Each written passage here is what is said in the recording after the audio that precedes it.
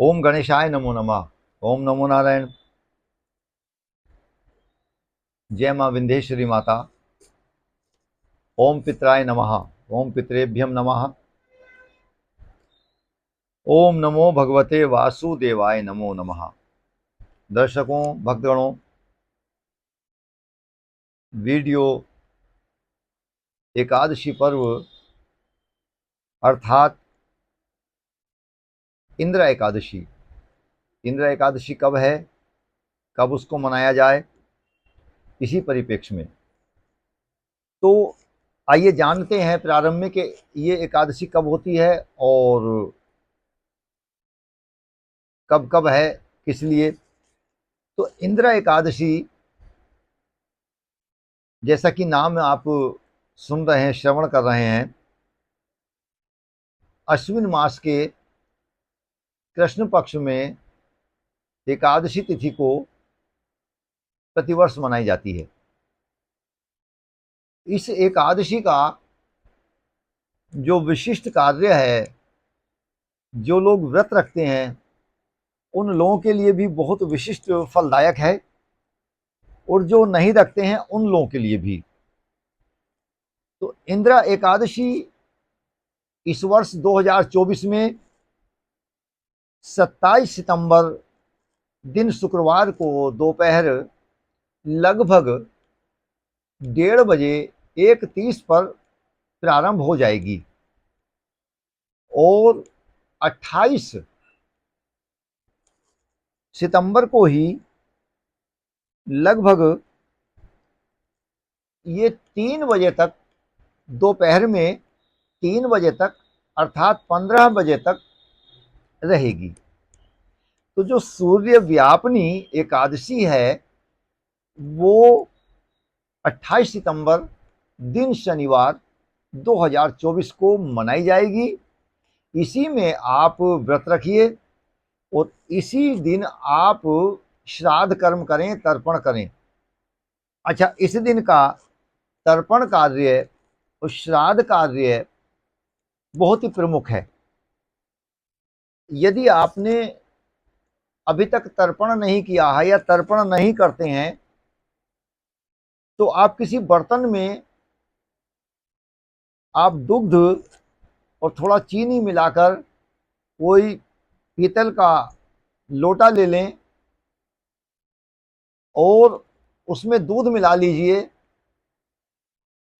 और उसके साथ में आप थोड़ी कुशा लीजिए। हाथ में जो आपका वामवर्ती हाथ है, बायां हाथ है, उसमें कुशा को रखिए, इस तरह से देखिए, और तब आप 11 बार उस दूध को उस लोटे से छोड़िए हाथ में, और वो आपकी थाली में दूध गिरना चाहिए।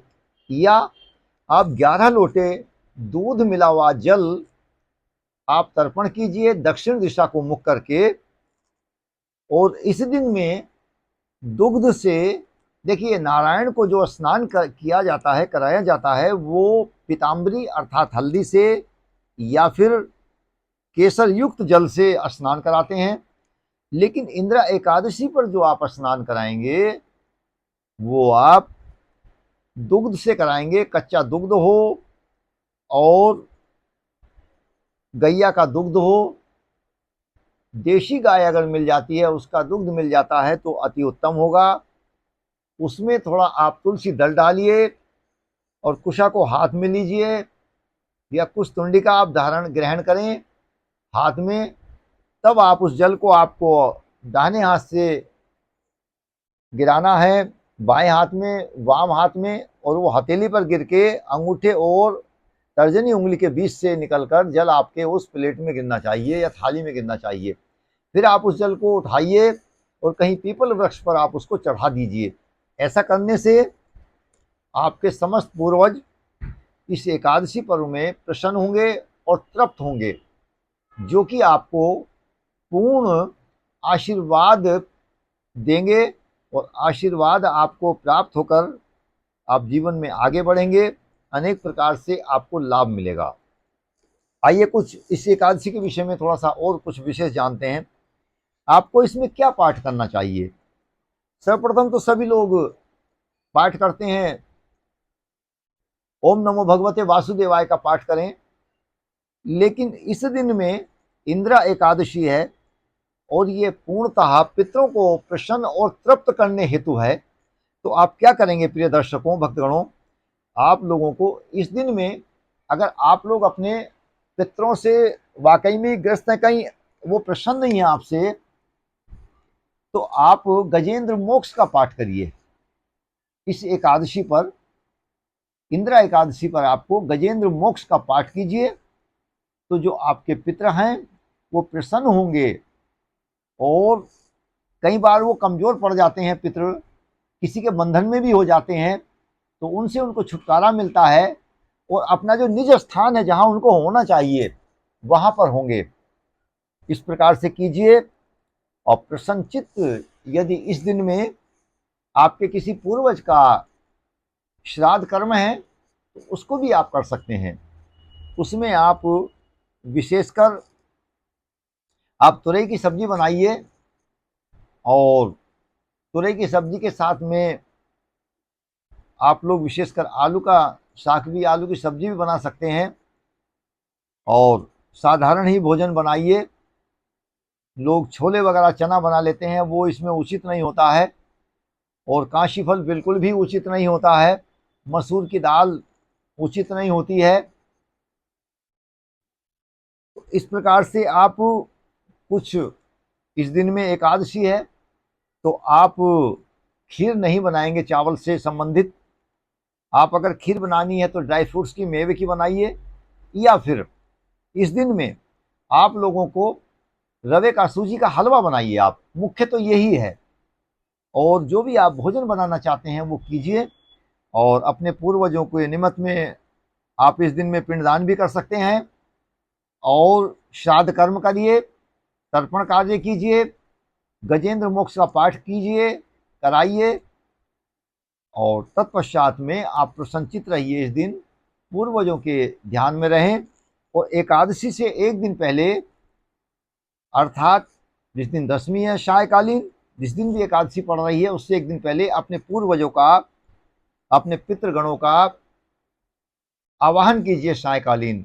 अच्छा, एक विशेष बात कि आप लोग बहुत अच्छे ढंग से पूजन करते हैं, किसी भी का या किसी का निमंत्रण करते हैं और आमंत्रित आप करते नहीं हैं। उसका बहुत बड़ा भोजन का आपने कार्य व्यवस्था घर पे की हुई है और आपने किसी को सूचना नहीं दी है, निमंत्रण दिया नहीं है, तो वो कैसे आएगा। तो सर्वप्रथम इसका विशेष कार्य है कि आप उनको आमंत्रित कीजिए, अपने पूर्वजों को, सायकालीन एक दिन पहले। और तत्पश्चात किसी भी व्यक्ति को दावत दी जाती है ना, निमंत्रण दिया जाता है, इनविटेशन दिया जाता है, तो एक दिन पहले देना चाहिए। अगर किसी का निमंत्रण या भोजन आपके यहाँ दिन में है, आप उसको सुबह बोल के आएंगे क्या? मान लीजिए उसका किसी और जगह पर है, स्थान पर है, तो इसलिए एक दिन पहले, ये बहुत विशेष बात है, एक दिन पहले आप निमंत्रण दीजिए, आमंत्रित कीजिए। और जिस दिन आप आमंत्रित करें अपने पूर्वजों को, उस दिन में कुछ घर में पत्ते से संबंधित, घर में कुछ शाक बनवाइए, जैसे पालक है, मूली है, इस तरह का कोई हरी वस्तु का सब्जियां वगैरह बनवाएं। उससे वो लोग प्रसन्न होते हैं और प्रसन्नचित हों। गाय को भी एकादशी में कुछ आपको भोजन ग्रहण कराना है, जल का थोड़ा दान करिए, इससे आपके पूर्वज लोग प्रसन्न होंगे। आप इस पाठ को कीजिए इस एकादशी में। और मैंने समय आदि सब बता दिया है। और इसका जो आप लोगों पारण करेंगे अगले दिन रविवार को, अर्थात 29 सितंबर को सुबह 6 बजे से लगभग और 8:30 बजे तक का पारण समय है। आप इसको कीजिए, पितरों के स्मरण में रहिए, ओम नमो भगवते वासुदेवा का पाठ कीजिए, आपको समस्त प्रकार से लाभ आएगा। ओम नमो भगवते वासुदेवाय नमः। ओम नमो नारायण। जय सीताराम, जय राधे श्याम। ओम पितराय नमः। ओम नमो भगवते वासुदेवाय नमो नमः।